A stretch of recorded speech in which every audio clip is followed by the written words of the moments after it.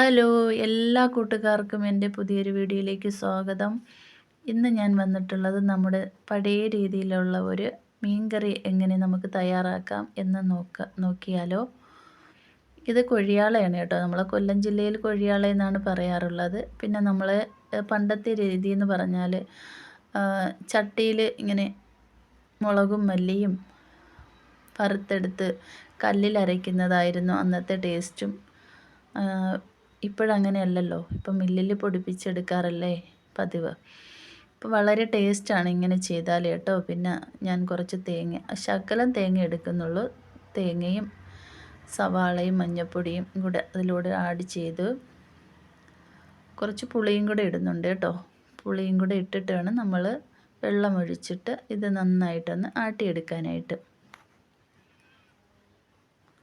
അപ്പോൾ നന്നായിട്ട് അരച്ചെടുത്തിട്ടുണ്ട്. ഞാൻ മൺചട്ടിയിലാണ് കറി വയ്ക്കാറുള്ളത്. പിന്നെ അതിനായിട്ട് ഞാൻ കുറച്ച് തക്കാളിയും വെളുത്തുള്ളിയും പച്ചമുളകും കറിവേപ്പിലയും സവാള എടുത്തിട്ടുണ്ട്. ഇഞ്ചി എടുക്കുന്നില്ല കേട്ടോ. ഇഞ്ചി ഞാനിപ്പോൾ ഉപയോഗിക്കുന്നില്ല. പിന്നെ ഞാൻ ചട്ടി അടുപ്പത്ത് വെച്ചതിന് ശേഷം കുറച്ച് വെളിച്ചെണ്ണ ഒഴിച്ചു കൊടുത്തിട്ടുണ്ട്. പിന്നെ കുറച്ച് കടുകും കൂടെ ഇട്ട് കൊടുത്ത് കടുകൊന്ന് പൊട്ടി വരുമ്പോഴേക്കും നമ്മൾ ചെറുതായിട്ട് അരിഞ്ഞ വെളുത്തുള്ളി അതിലേക്ക് ഇട്ട് കൊടുക്കണം. ചെറുതായിട്ടൊന്ന് മൂത്ത് വരുമ്പോഴേക്കും പിന്നെ നമ്മൾ സവാളയും കൂടെ ഇട്ട് കൊടുക്കുന്നുണ്ട്. സവാളയൊന്ന് വാടി വരുമ്പോൾ ഒരു ചെറിയ രീതിയിലൊന്ന് മൂത്ത് വന്നാൽ നന്നായിരിക്കും കേട്ടോ. പിന്നെ പച്ചമുളകും തക്കാളിയും കറിവേപ്പിലയും കൂടെ ഇട്ട് നന്നായിട്ടൊന്ന് വഴറ്റിയെടുക്കണം.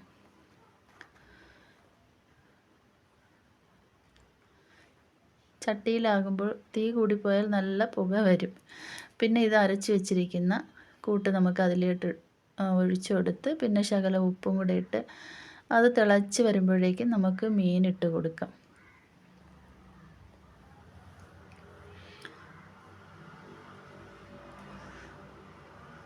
ചെറുതായിട്ടൊന്ന് ഇളക്കി കൊടുക്കണം കേട്ടോ.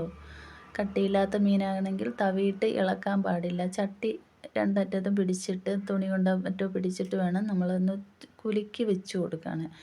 അല്ലാതെ കരണ്ടിക്ക് ഇട്ട് പിന്നെ ഇട്ടാൽ അത് പൊടിഞ്ഞു പോകാൻ സാധ്യതയുണ്ട്. അപ്പോൾ ഇങ്ങനെ നല്ല ടേസ്റ്റുള്ള മീൻ കറിയാണ്. എല്ലാവർക്കും ഇഷ്ടമായെന്ന് കരുതുന്നു.